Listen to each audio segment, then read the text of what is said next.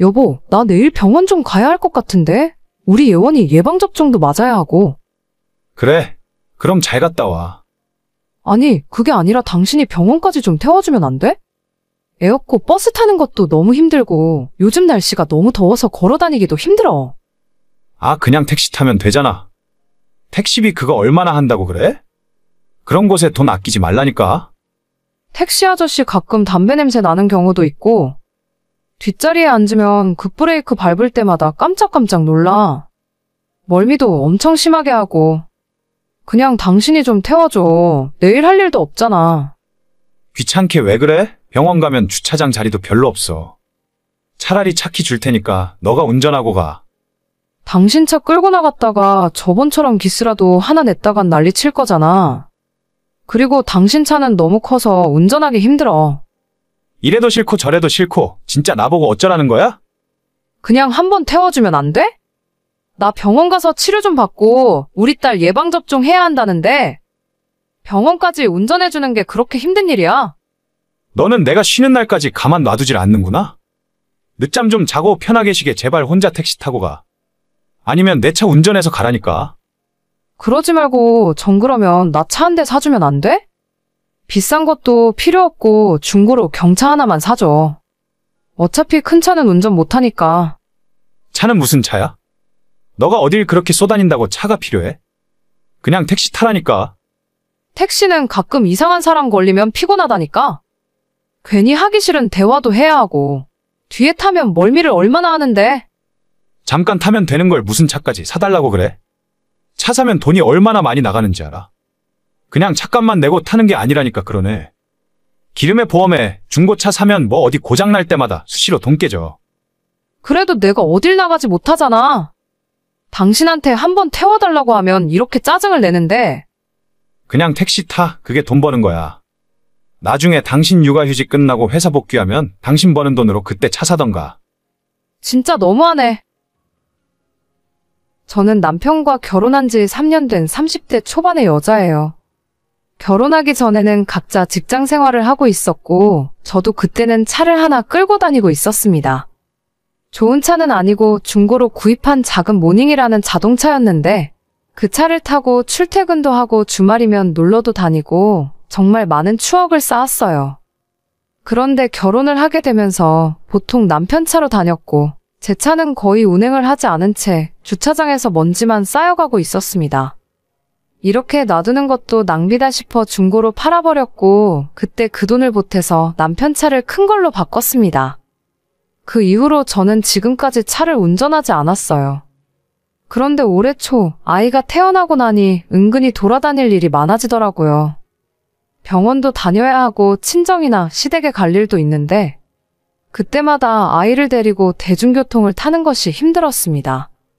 갓난 아이와 함께 버스 정류장에서 기다리는 것도 불편한 일이고 택시를 타면 여러 가지 불편한 상황이 생각보다 많았습니다. 탔을 때 안에서 담배 냄새가 나거나 급정거 급출발을 하는 바람에 뒷자리에 앉아 멀미를 하는 경우도 있었죠. 그래서 남편 평일 쉬는 날에 태워달라는 부탁을 했었는데 그럴 때마다 항상 짜증스러운 반응 때문에 말하는 것도 쉽지 않습니다. 자기 와이프 자기 아이를 태워주는 건데 왜 저렇게 싫어하는지 모르겠어요. 치사한 소리 하기도 싫고 그냥 내가 운전하고 다니는 게 낫겠다 싶었습니다. 하지만 남편은 차 사겠다고 하니 돈이 아깝다며 극심한 반대를 하더라고요. 아, 오는데 택시 아저씨가 이상한 소리 하잖아. 그냥 좀 태워주면 되는데 뭐가 그렇게 귀찮아해? 내가 아이 데리고 이런 소리까지 듣고 다녀야겠어? 왜? 또 뭐라고 그러는데? 딸이냐 아들이냐 물어보길래 딸이라 했더니 아들 낳을 때까지 낳아야 한다잖아. 내가 이런 말을 대체 왜 모르는 사람한테 듣고 있어야 하는데? 그거야 그 사람이 이상한 거지. 누군지 알지도 못하는데 그딴 소리를 왜 했을까? 택시기사 번호 알아놨어? 내가 항의 전화라도 하던가 해야지. 아, 됐어. 벌써 갔는데 뭐. 아, 말할 때마다 담배 냄새는 얼마나 나는지. 자꾸 운전하면서 뒤돌아보고 말 걸고 우리 애 만지려고 하잖아. 진짜 짜증나 죽겠다. 너가 좀 참아. 이런 사람도 있고 저런 사람도 있는 거지. 뭘 그렇게 일일이 까칠하게 반응하고 그래. 그러니까 나 차 하나 살래? 중고차 사면 될 거 아니야? 우리가 지금 중고차 살 돈이 어디 있냐? 애 낳고 이사하느라 돈 다 썼잖아. 정신 좀 차려. 1,000만 원 할부 돌리면 한 달에 얼마 내는데? 모르지. 20만 원, 30만 원 정도 내겠지. 그럼 당신이 주는 생활비에서 내가 30만 원 절약해서 할부금 낼게. 그럼 추가로 돈 들어갈 일 없으니까 괜찮잖아. 차가 차값만 낸다고 굴러가는 게 아니라니까. 기름값도 있어야 하고 보험도 내야 하는데. 그건 내가 알아서 할게. 나도 돈 있어. 지금까지 모아둔 돈도 있고 육아휴직 하는 동안 받는 수당도 있으니까. 당신한테 돈을 더 내놓으라는 소린 안 할게. 됐어. 이상한 소리 하지 말고 그냥 택시 타. 여자가 차는 무슨 차야? 너가 우리 예원이 태우고 운전하다가 사고라도 나면 어떡해? 책임질 거야? 나 당신 만나기 전에도 혼자 운전 잘만 하고 다녔어. 그리고 따지고 보면 지금 당신 차 바꿀 때 내 차 판 돈으로 바꾼 거잖아. 그 이야기가 지금 왜 나와? 아, 몰라. 아무튼 택시 타고 다녀. 나한테 차 사달라는 소리 하지 말고. 진짜 어이가 없네. 좋아, 나도 다 생각이 있어. 저는 이 집안에서 가장 제 편을 들어주는 사람에게 바로 연락을 했습니다. 저희 친정 부모님이냐고요? 아니요, 바로 시아버지입니다. 시아버지는 결혼하기 전부터 저를 너무 예뻐하셨고, 특히 손녀가 태어난 이후로는 언제든 불편한 게 있으면 말만 하라고 하셨어요. 아버님, 저 너무 힘들어요. 왜? 우리 며느리 누가 힘들게 했어? 나한테 다 이야기해. 내가 해결해 줄게. 우리 아들놈이야? 아니면 시모가 너한테 뭐라고 잔소리하니? 아니요, 그런 게 아니고요.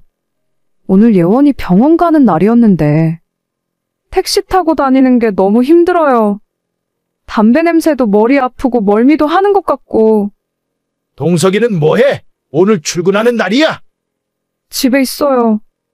피곤해서 운전하기 싫다 하길래 택시 타고 왔거든요.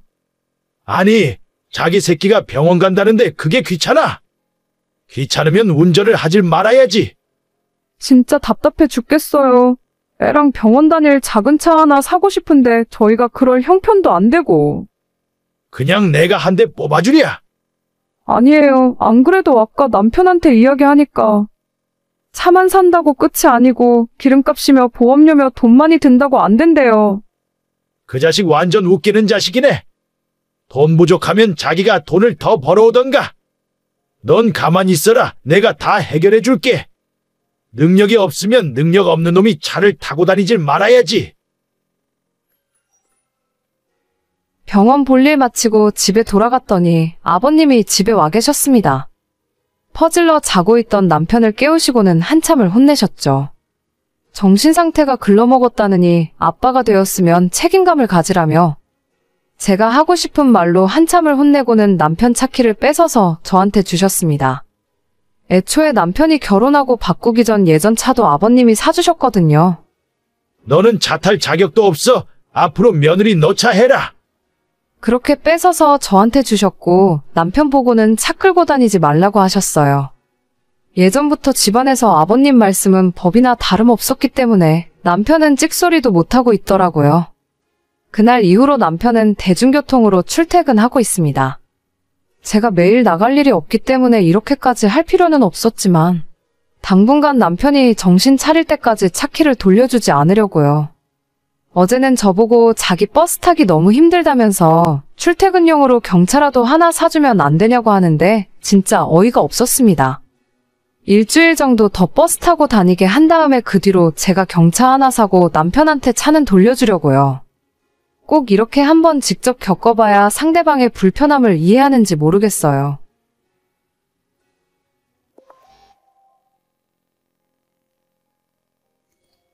다음 주 화요일에 제사 있는 거 알지? 이번에는 성은이 할머니 제사야. 내가 낮에 웬만한 준비는 다 해놓을 테니까 퇴근하고 성은이랑 같이 천천히 건너와. 어머님이 그걸 혼자 다 어떻게 하시려고요? 작년에 무릎 수술하시고 몸도 안 좋으시면서 제가 반차 내고 오전 근무만 마치고 갈게요. 저랑 같이 해요. 매번 너만 고생시키니까 내가 미안해서 그러지. 동서는 이번에도 안 온대요. 응, 방금 전에 연락 왔는데 요즘 회사가 바빠서 맨날 늦게 퇴근한다더라고. 다음 주에도 맨날 야근한다고 못 온다는데. 그래서 그냥 내가 혼자 준비하려고 했지. 아니, 동선의 회사 바로 옆에 있는데 제가 알기로는 그럴 리가 없어요. 그 회사 다니는 제 친구한테 한번 물어볼까요? 아니다. 걔도 나름대로 힘드니까 그러겠지. 그냥 첫째, 너도 일찍 올 생각하지 말고 퇴근하고 나서 저녁에 천천히 와. 와서 저녁이나 먹고 가. 아니에요, 어머님. 저 일찍 끝낼 수 있으니까 점심때쯤 갈게요. 저랑 장 보는 것부터 같이 해요. 내가 미안해서 그러지. 괜찮아요. 다음 주 화요일에 다시 전화 드릴게요. 저보다 4년 늦게 이 집안으로 시집을 온 동서는 정말 얌체라는 말밖엔 달리 표현할 말이 없습니다. 자기가 받아야 할 건 악착같이 다 받아내고 그만큼 시댁에 해야 할 일은 아무것도 하지 않으려고 했어요. 제가 이 집에 시집을 오게 된 건 지금으로부터 8년 전쯤인데 그때는 아직 시아버님이 멀쩡히 살아계셨습니다. 60대 초반의 나이에 직장도 다니고 계셨고 저희 결혼한다고 말씀드렸더니 집 구하는데 보태라며 1억을 만들어서 주셨어요. 당시에 정말 큰 돈이었고 시댁 형편을 남편에게 들어서 대충 알고 있던 저는 너무 감사한 마음뿐이었죠. 시어머니도 시집살이 시키는 분도 아니었고 명절 때도 힘든 일은 먼저 해놓으실 정도로 자식들, 며느리들 눈치 많이 보며 사시는 분입니다. 시부모님 두 분 모두 좋은 분들이라 제가 이 집안 며느리로서 잘하려고 노력하며 살았어요. 하지만 결혼 2년 만에 아버님이 갑자기 돌아가셨고 시댁 상황은 그 후로 많이 기울었습니다. 어머님도 평생 집에서 전업주부로 살림만 하셨었는데 그 뒤로는 지금까지 식품회사 공장에 다니면서 생활비를 벌어야 하는 상황이시죠. 갑자기 소득이 줄어버리니 살고 계시던 33평짜리 아파트도 매달 갚아야 하는 대출금이 부담스러워서 25평으로 집을 줄이셨어요.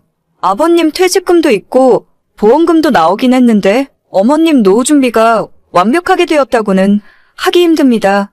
그런 상황에서 4년 전 시동생이 결혼을 한다고 했고 저희 결혼할 때 시아버님께서 1억을 해주셨다는 걸 알게 된 동서가 자기도 1억 해주지 않으면 결혼 안 하겠다고 난리를 피웠어요. 어머님이 굉장히 난감해 하셨는데 동서가 형님네랑 차별받기 싫다고 하운하겠다고 하니까 어쩔 수 없더라고요. 결국 어머님이 돈을 만들어 오셨고 저희도 가만히 있기 민망한 상황이라서 당시 어머님에게 1,500만 원을 뒤로 돌려드렸습니다. 그렇게 받아낼 거 다 받아서 결혼했으면 적어도 며느리 노릇은 똑바로 해야 할 것 아닙니까? 동서, 이번에도 회사가 그렇게 바빠? 네, 형님, 말도 마세요. 맨날 야근 시키고 이제는 아예 주말 출근하라는 소리까지 나오더라고요. 내가 그 회사 아는 사람한테 물어봤는데 요즘 바쁜 시기는 아니라던데? 부서마다 하는 일이 달라서 그래요. 저희 팀은 진짜 바쁘고 정신 하나도 없거든요. 그래도 다음 주 화요일에 시댁 제사는 와야 하지 않을까? 와서 음식은 안 하더라도 동서가 자리는 지켜줘야지. 저는 어차피 이 집안 자식도 아닌데요, 뭘. 며느리는 절도 안 하는데 제가 가서 뭐 하겠어요? 회사도 너무 바쁘고 피곤해서 늦게까지 시댁에 있으면 힘들어서 좀 그래요. 형님은 가시게요? 그냥 어머님 혼자 하게 놔두시지. 나는 좀 일찍 가서 도와드리려고. 알겠어. 바쁠 텐데 쉬엄쉬엄 해, 동서. 네, 형님도 일 천천히 하세요. 동서 말대로 만약 저까지 못 가겠다고 하면 아마 심호 혼자서 하실 겁니다. 그런 일로 잔소리하는 분도 아니고 어차피 며느리한테 힘든 일도 안 시키세요. 그런 어머님 성격을 알기 때문에 동서가 더 저렇게 마음대로 할 수 있는 거고요. 제가 착한 척하는 병에 걸렸다고 해도 할 말은 없는데 예전 시아버님도 그렇고 어머님한테 죄송한 마음이 들어서 도저히 동서랑 똑같이는 못하겠어요. 실제로 제가 반찬내고 아무리 빨리 시댁으로 가더라도 어머님이 항상 저보다 빠르시기 때문에 음식할 준비도 대부분 해놓으셨고 저는 그저 전 조금 부치고 옆에서 도와드리는 정도입니다. 시댁 제사라고 해봐야 1년에 명절 2번, 그리고 시조부 2번과 시아버님 제사가 전부인데 힘들다면 힘든 일이지만 못할 것도 없는 일이잖아요? 늦게라도 참석해서 얼굴만 비추고 가도 어머님이 좋아하시는데 정말 얌체 같은 동서가 꼴보기 싫고 짜증납니다. 그냥 시댁 일에 안 오고 신경 안 쓸 거면 끝까지 그렇게 하던가? 어쩌다 동서 빼놓고 제사 지내더라도 시동생 통해서 동그랑땡이며 산적꼬치 같은 자기가 좋아하는 음식은 꼬박꼬박 챙겨서 가져오라 하더라고요.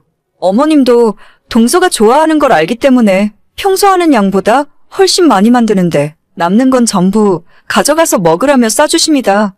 어쩌다 제가 시어머니한테 스킨로션 같은 작은 선물이라도 받아오면 어떻게 알았는지 시어머니에게 연락해서 왜 형님만 선물 주시냐고 서운하다며 난리를 치는 바람에 어머님이 동서를 위해 따로 똑같은 선물을 사서 줘야 할 정도였어요.